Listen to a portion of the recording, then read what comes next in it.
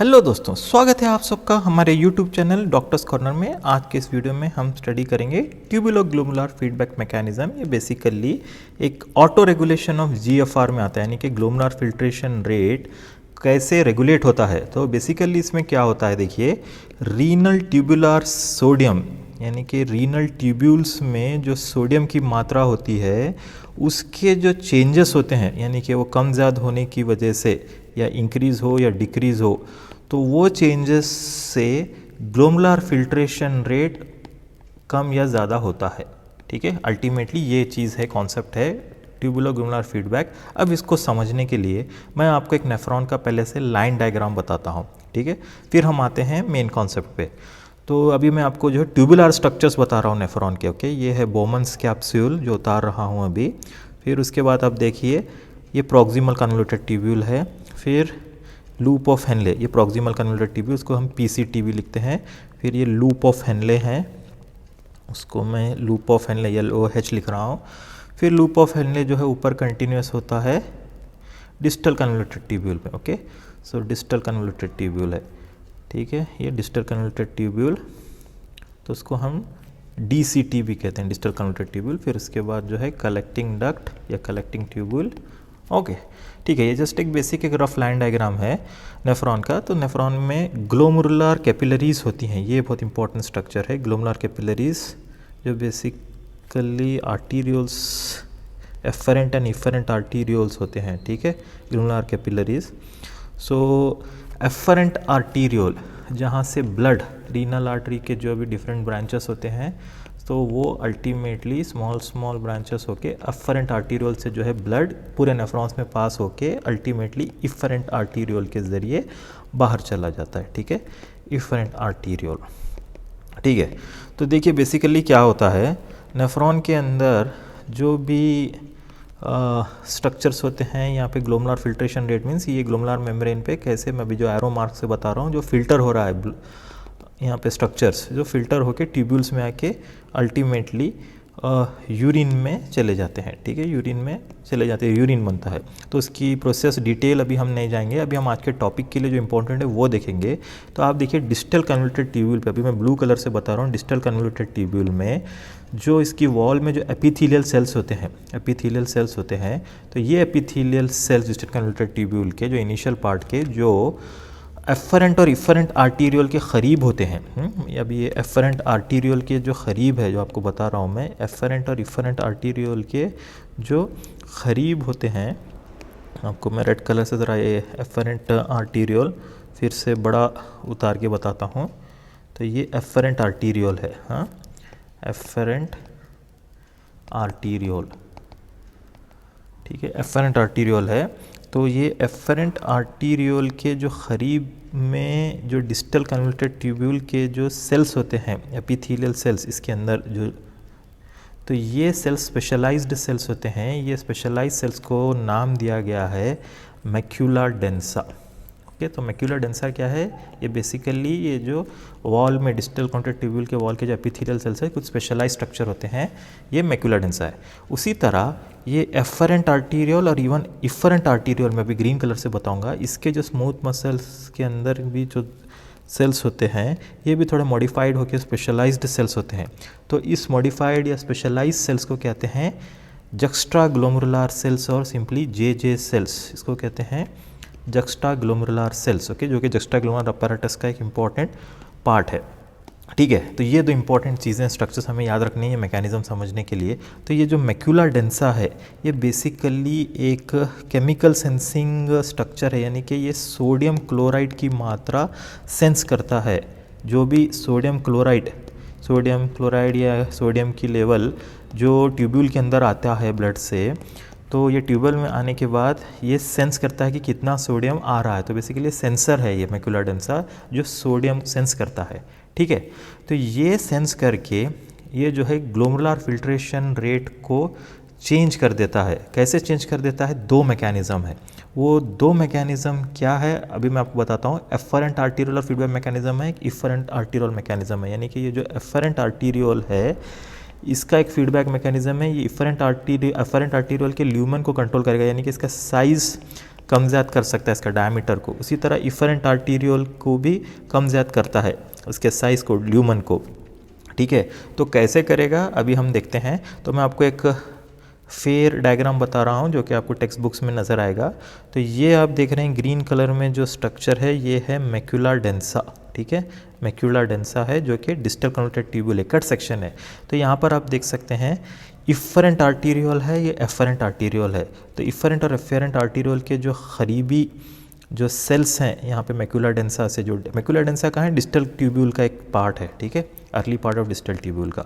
तो यहाँ पर भी देखिए स्मूथ मसल्स मॉडिफाइड है और ये सेल्स को कहते हैं juxtaglomerular cells. Okay, juxtaglomerular cells, actually ये जक्स्टाग्लोमेरुलर अपैरेटस का एक डायग्राम है जिसमें 2 इंपॉर्टेंट स्ट्रक्चर्स है, मैक्यूला डेंसा और जक्स्टाग्लोमेरुलर सेल्स। ठीक है, लेकिन आज के इस डिस्कशन में हमें ट्यूबुलोग्लोमेरुलर फीडबैक में बहुत इंपॉर्टेंट है ये बेसिक एनाटॉमी मालूम करने के लिए। तो देखिए 2 मैकेनिज़म्स होते हैं ट्यूबुलोग्लोमेरुलर फीडबैक मैकेनिज़्म में। एक होता है efferent arteriolar mechanism, efferent arteriolar mechanism, afferent arteriolar mechanism है, और एक है इफरेंट आर्टीरियोलर मैकेनिज़्म। ठीक है, इफरेंट आर्टीरियोलर मैकेनिज़्म, 2 मैकेनिज़्म के ज़रिए ये ट्यूबुलोग्लोमेरुलर फीडबैक मैकेनिज़्म होता है। एफरेंट आर्टीरियल मैकेनिज़्म यानी कि सोडियम क्लोराइड की मात्रा मैक्यूला डेंसा सेंस करके एफरेंट आर्टीरियल के ल्यूमेन को कम ज़्यादा कर सकता है, यानी कि इसका डायमीटर बढ़ा भी सकता है या घटा भी सकता है। उसी तरह ये सोडियम क्लोराइड की मात्रा मैक्यूला डेंसा सेंस करके इफरेंट आर्टीरियल का डायमीटर बढ़ा भी सकता है या घटा भी सकता है। ठीक है, तो ये दोनों मैकेनिज़म्स हम 1 बाय 1 हम देखते हैं। ठीक है, पहले आते हैं अफरेंट आर्टीरियल मैकेनिज़म्स के बारे में। ठीक है, कैसे होता है तो देखिएगा, जब आर्टीरियोलर प्रेशर डिक्रीज़ होता है, अभी मैं आपको फ्लो चार्ट के ज़रिए समझाता हूँ। आर्टीरियोलर ब्लड प्रेशर कम हो जाता है, यानी कि ब्लड प्रेशर कम है, मैं आपको आर्टीरियल प्रेशर लिख देता हूँ, यानी कि ब्लड प्रेशर बीपी। ठीक है, अगर आर्टीरियल ब्लड प्रेशर कम हो गया तो क्या होगा, इससे ग्लोमेरुलर हाइड्रोस्टैटिक प्रेशर जो है कम हो जाएगा। ग्लोमेरुलर हाइड्रोस्टैटिक प्रेशर जो है कम हो जाएगा। ग्लोमेरुलर हाइड्रोस्टैटिक प्रेशर कम हो जाएगा, उससे जो है GFR यानी ग्लोमेरुलर फिल्ट्रेशन रेट कम हो जाएगा। GFR यानी कि ग्लोमेरुलर फिल्ट्रेशन रेट कम हो जाएगा, ये बेसिक है। यानी कि ब्लड प्रेशर कम है तो GFR कम होगा। GFR कम होने से क्या होता है, अब है असली मैकेनिज़्म। जैसे कि GFR कम हो गया, ग्लोमेरुलर फिल्ट्रेशन रेट, तब मैक्यूला डेंसा जो कि डिस्टल कन्वोल्यूटेड ट्यूब्यूल के जो एपिथेलियल सेल्स का जो स्पेशलाइज्ड पार्ट है, वहाँ पर जो है सोडियम क्लोराइड की मात्रा कम हो जाती है अगर GFR कम है। कैसे, फिर से देखते हैं डायग्राम में। देखिए, अगर GFR कम है, ग्लोमेरुलर फिल्ट्रेशन रेट कम है। ठीक है, यहाँ पर GFR ग्लोमेरुलर फिल्ट्रेशन रेट अगर कम है, यहाँ से कम आ रहा है, तो जैसे कि ये कम आता है तो इसका एग्जैक्ट मैकेनिज़्म, सोडियम क्लोराइड जो है यहाँ पे मैक्यूला डेंसा पे कम सेंस होता है। क्यों कम सेंस होता है, उसका एग्जैक्ट मैकेनिज़्म तो नहीं पता, बट मोस्टली एक एक्सपेरिमेंटल एविडेंस बोलते हैं कि जैसे GFR कम है तो इसका जो GFR का जो फ्लो रेट है, यहाँ पे जो फ्लूइड जो जा रहा है बहुत धीरे धीरे जाएगा, जो ग्रीन कलर से आपको बता रहा हूँ अब मैं, तो धीरे धीरे जाएगा। तो जब धीरे जाएगा तो ज़्यादा से ज़्यादा सोडियम क्लोराइड अब्जॉर्ब होगा। जब ज़्यादा सोडियम क्लोराइड अब्जॉर्ब होगा तो यहाँ पर सोडियम की मात्रा कम होगी और मैक्यूला डेंसा कम सेंस करेगा। कम सेंस करने के बाद क्या होगा, ये मैक्यूला डेंसा जो है सिग्नल देगा एफरेंट आर्टीरियोल को, और एफरेंट आर्टीरियोल जो है डायलेट हो जाएगा। तो एफरेंट आर्टीरियोल क्या होगा, जब अगर मैक्यूला डेंसा में सोडियम क्लोराइड की मात्रा अगर कम है वहाँ पर, तो वो सेंस करके जो है एफरेंट आर्टीरियोल को सिग्नल दे के डायलेट करेगा। तो डायलेट करेगा तो उसका मतलब एफरेंट आर्टीरियोल का रेजिस्टेंस कम करेगा। कैसे करेगा, उसके काफ़ी मैकेनिज़म्स हैं। एक मैकेनिज़्म है एडिनोसिन। ओके, एडिनोसिन भी, ठीक है, तो उसको डायलेट करेगा, एफरेंट आर्टीरियोल रेजिस्टेंस कम करेगा, यानी कि उसको डायलेट करेगा यानी कि इसका जो है डायमीटर बढ़ा देगा। इसका डायमीटर बढ़ने से क्या होगा, तो ब्लड इसमें ग्लोमुलर फिल्ट्रेशन रेट बढ़ जाएगा। अगर नॉर्मल डायमीटर इसका मान लीजिए थोड़ा सा छोटा था, अब इतना बड़ा हो जाएगा, तो बढ़ने की वजह से एफरेंट आर्टीरियल, तो यहाँ पर ब्लड फ्लो बढ़ेगा और अल्टीमेटली जीएफआर भी बढ़ जाएगा। ठीक है, अल्टीमेटली ग्लोमुलर फिल्ट्रेशन रेट बढ़ जाएगा। ये एक मैकेनिज्म हुआ। और एक मैकेनिज्म क्या है, मैक्यूलर डेंसा जैसे ही सेंस कर रहा है कम है, तो ये सिग्नल देगा जक्स्टा ग्लोमुलर सेल्स को, जे सेल्स को। तो जे सेल्स क्या करेंगे, रेनिन रिलीज करेंगे। ठीक है, तो और एक दूसरा जो मैकेनिज्म है, ये तो आर्टीरियल रेजिस्टेंस मैक्यूलर डेंसा में जब कम है तो जे सेल्स, जक्स्टा ग्लोमुलर सेल्स से रेनिन रिलीज होगा। आपको रेनिन एंजियोटेंसिन मैकेनिज्म पता होगा। हाँ, हमने जक्स्टा ग्लोमुलर अपैरेटस के वीडियो में ऑलरेडी वो डिस्प्ले किया है। तो रेनिन जो है एंजियोटेंसिनोजन को एंजियोटेंसिन 1 में फिर अल्टीमेटली एंजियोटेंसिन 2 में कन्वर्ट करता है। तो ये जो एंजियोटेंसिन 2 है, ये क्या करेगा, ये एंजियोटेंसिन 2 ब्लड के ज़रिए आके इफरेंट आर्टीरियल के रेजिस्टेंस को बढ़ा देगा, यानी कि वहाँ पे वेसो कंस्ट्रिक्शन कर देगा। इफरेंट आर्टीरियोलर रेजिस्टेंस को बढ़ा देगा, यानी कि वेसो कंस्ट्रिक्शन, आर्टीरियोलर रेजिस्टेंस को बढ़ा देगा, यानी कि वेसो कंस्ट्रिक्शन कर देगा। क्या करेगा वो, इसी इसमें बताता हूँ मैं।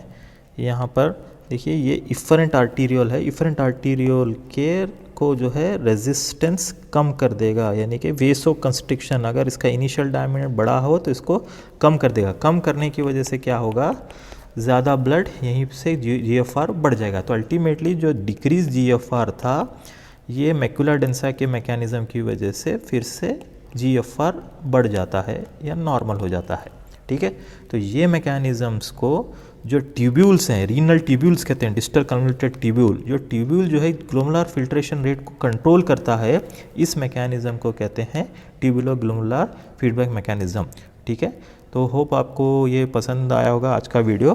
तो ये एक शॉर्ट क्वेश्चन पूछा जाता है फिजियोलॉजी में, और आपको ये मैकेनिज्म पता होनी चाहिए। तो decrease arterial pressure, decrease glomerular hydrostatic pressure, जिससे डिक्रीज जीएफआर होता है। और मेन मैकेनिज्म यहाँ पे है मैक्यूलर डेंसा में मात्रा सोडियम क्लोराइड की कम होने की वजह से दो मैकेनिज्म, ये एफरेंट आर्टीरियल को डायलेट करता है, यानी कि इसका रेजिस्टेंस कम करता है, और इफरेंट आर्टीरियल को रेजिस्टेंस बढ़ा देता है, यानी कि वेसो कंस्ट्रिक्शन करता है। इस मैकेनिज्म को कहते हैं ट्यूबुलो ग्लोमेरुलर फीडबैक मैकेनिज्म।